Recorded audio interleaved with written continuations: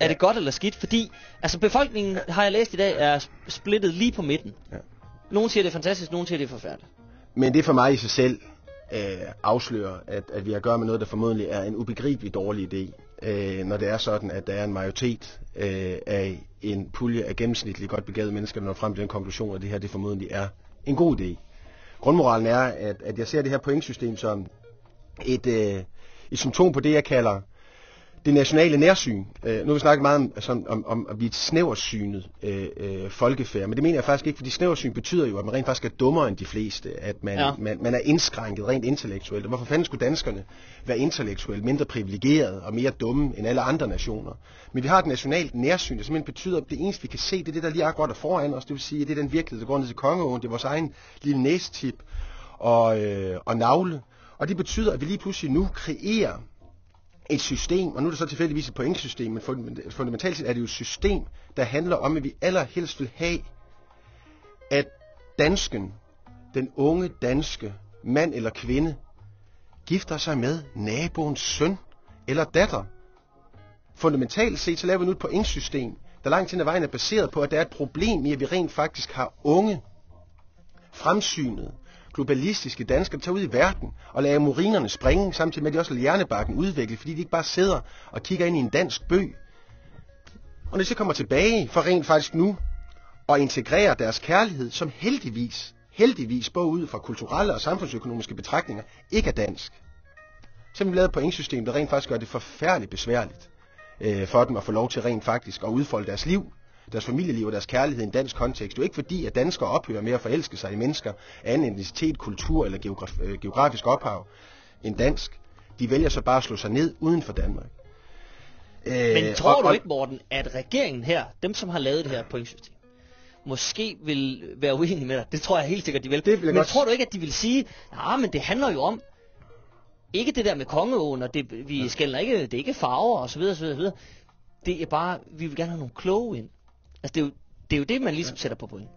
Men nu er det sådan, at for at få kloge mennesker til landet, det viser alle analyser, så er der nogle andre faktorer, vi skal arbejde med, såsom for eksempel det danske skattesystem. Så at antage, at vi nu laver et pointsystem, der er så filtreret, så fuldkommen absolut komplekst sammensat, med 2 forskellige dimensioner, over og under 24 år, og noget med 120 og 60 point, og snart sagt skal man have en mindre PhD i overhovedet at forstå, hvordan man kommer igennem dette pointsystem. Det er i hvert fald en god idé, fordi så kommer du lige ind. At antage, at det skaber flere kloge hoveder i Danmark, der kommer fra udlandet, er jo absurd. Det, der rent faktisk skaber flere, der gider at komme med høj uddannelse til Danmark, er jo 1, at vi er et land, der byder dem velkommen. 2, at der er et skattesystem og nogle vilkår, der gør, at du ikke behøver at flygte igen efter 3 år. Sandheden er jo nu, at de fleste gode hjerner, vi får til landet, og jeg snakker ikke om de fodboldspillere, der rent faktisk er på forskerskatteordningen, hvis sig selv er absolut absurd, fordi jeg tror, hvis du også man målte deres muligheder for at tage en Ph.D., så er den forholdsmæssigt lavere end det nationale gennemsnit. Men vi snakker om dem, der så kommer og de facto repræsenterer en ekspertviden. Efter 3 år, så ryger de jo op både på dansk skat, som det ene, plus de skal tilbagebetale, hvad de rent faktisk har fået i fordel de forgangne 3 år, hvilket betyder, at alle sammen skrider efter 3 år. Så hvis det er fordi, vi gerne vil have flere kloge hoveder af anden end dansk herkomst til at tænke for Danmark, så er der nogle andre ting, vi skal fokusere på i det her pointsystem. Og for det andet, og ikke mindst, så er det her et princip. For mig så er det et fundamentalt princip, der handler om, at alle mennesker, der ønsker at komme til Danmark og bo og leve, skal have lov til at gøre det under den forudsætning, at de kan ernære sig selv. Det vil sige, at deres adgang til det offentlige system må komme med, at de rent faktisk bliver skatteydere i samfundet. Men at jeg upfront skulle sige, at der er særlige etniske grupper, særlige aldersgrupper, der er særligt disponeret for at vil udnytte det danske velfærdssystem, det er jo ikke bare en snæversynet tankegang. Det er en decideret, semifascistisk og kvadracistisk tilgang til mine medmennesker. Og så kan vi kalde systemer, pointsystem og forsøge på at sørge for, at der ikke er flere tvangsægteskaber. Selvfølgelig, hvem fanden går ind for tvangsægteskaber? Find et eneste fornuftigt menneske, der går ind for det. Det gør man jo ikke.